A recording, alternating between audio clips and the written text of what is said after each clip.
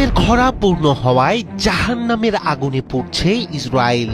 রাতের অন্ধকার ভেদ করে একের পর এক মিসাইল ছুটে যাচ্ছে ইসরায়েলের আকাশে।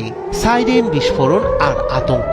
মাত্র 24 ঘন্টায় হিজবুল্লাহর ধারাবাহিক হামলায় কেঁপে উঠেছে উত্তর ইসরায়েল। সীমান্ত ঘেঁষা সামরিক ঘাঁটি থেকে বসতি এলাকা, কোনোটি বাদ যায়নি টার্গেটের তালিকা থেকে। প্রতিরক্ষা ব্যবস্থার উপর চাপ বাড়ায় অনেক আঘাতই সরাসরি পৌঁছে যাচ্ছে লক্ষ্যবস্তুতে। প্রতিটি বিস্ফোরণ যেন নতুন করে জানান দিচ্ছে এই সংখ্যা তার সীমাবদ্ধ নেই, বরং আরো বড় এক যুদ্ধের দিকে এগোচ্ছে পুরো অঞ্চল।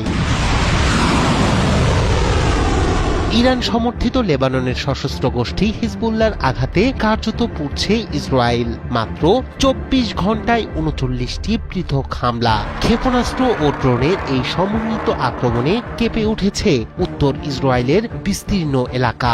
সশস্ত্র গোষ্ঠীটির দাবি, তাদের এই অভিযানগুলো ছিল অত্যন্ত পরিকল্পিত এবং নির্দিষ্ট লক্ষ্যভিত্তিক।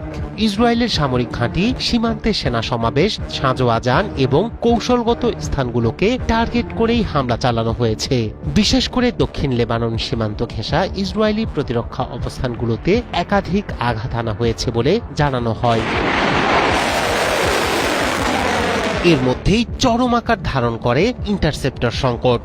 ফলে আগের মতো কার্যকরভাবে সব হামলা ঠেকাতে পারছে না ইসরায়েলের প্রতিরক্ষা ব্যবস্থা। বিশ্লেষকদের মতে ইন্টারসেপ্টর ক্ষেপণাস্ত্রের ঘাটতি দেখা দেয় অনেক আক্রমণই প্রতিহত করা সম্ভব হয়নি। ফলে লেবানন থেকে ছোড়া বেশিরভাগ রকেট ও মিসাইল সরাসরি লক্ষ্যবস্তুতে আঘাত হেনেছে। এতে এই হামলার মূল শিকার সীমান্তবর্তী বসতি, সামরিক ঘাঁটি এবং যোগাযোগ অবকাঠামো। একাধিক স্থানে বিস্ফোরণের ঘটনায় সামরিক যানবাহন ক্ষতিগ্রস্ত হয়েছে, কিছু স্থাপনায় আগুন লেগেছে এবং সেনা চলাচলে তৈরি হয়েছে বিঘ্নতা। এদিকে পূর্ণাঙ্গ ক্ষয়ক্ষতির হিসাব গোপন করছে ইসরায়েলি কর্তৃপক্ষ। তবে স্থানীয় সূত্র বলছে কয়েকটি কৌশলগত স্থাপনায় বড় ধরনের আঘাত লেগেছে। গোষ্ঠীটি আরও দাবি করেছে, সীমান্ত এলাকায় ইসরায়েলি সেনাদের গতিবিধির উপর আগে থেকেই নজরদারি চালিয়ে আসছিল তারা। সেই তথ্যের ভিত্তিতেই হামলার সময় ও লক্ষ্য নির্ধারণ করা হয়েছে। ফলে প্রতিটি আক্রমণই ছিল নির্ভুল এবং কার্যকর। এই টানা হামলায় উত্তর ইসরায়েলের সাধারণ মানুষের মধ্যে ছড়িয়ে পড়েছে চরম আতঙ্ক। বহু বাসিন্দা নিরাপদ আশ্রয়ে সরে যেতে বাধ্য হয়েছেন।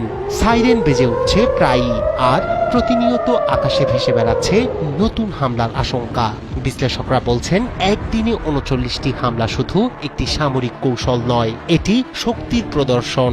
এর মাধ্যমে ইরানের মিত্র গোষ্ঠীটি দেখাতে চাইছে দীর্ঘস্থায়ী সংঘাতে টিকে থাকার মতো সক্ষমতা অর্জন করেছে তারা।